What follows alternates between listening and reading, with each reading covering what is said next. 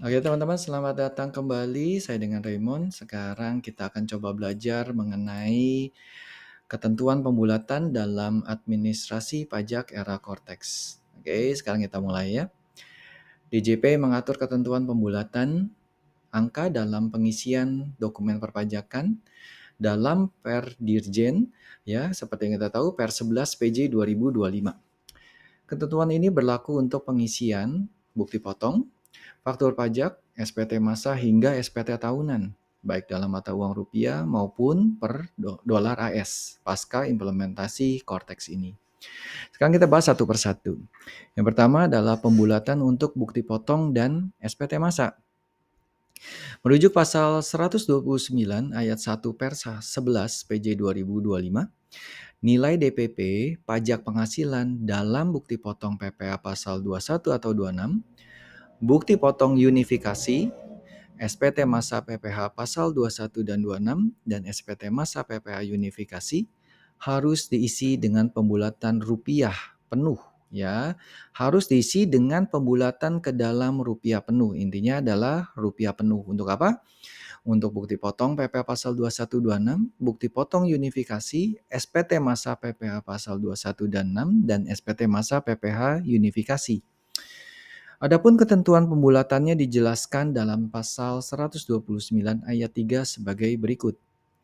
Pembulatan ke dalam rupiah penuh dilakukan dengan ketentuan sebagai berikut.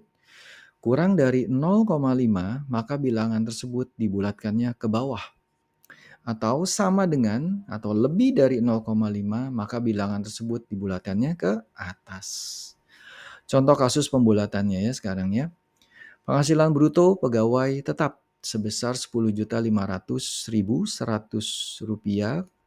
49 sen gitu ya. Maka dibulatkan menjadi Rp10.500.100 saja.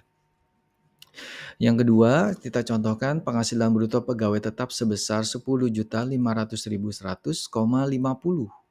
Karena sudah mencapai 50, maka dibulatkan ke atas, oke? Menjadi Rp10.500.101.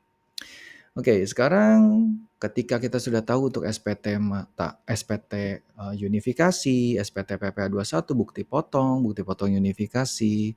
Sekarang kita harus masuk ke dalam pembulatan untuk faktur pajak dan SPT masa PPN.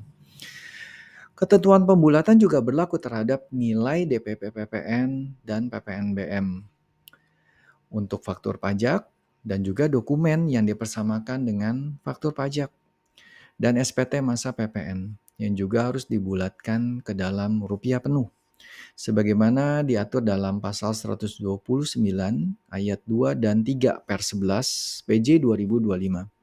Contoh kasus pembulatannya seperti ini. Jika PPN terutang Rp1.500.000,49, maka dibulatkan menjadi Rp1.500.000 saja. Ya. Kemudian jika PPN terutang sebesar Rp1.900.000,50, maka dibulatkan menjadi Rp1.900.001. Oke. Masih menggunakan konsep yang sama dengan yang sebelumnya. Lalu bagaimana pembulatan PKP dalam SPT tahunan untuk orang pribadi dan juga badan? Oke.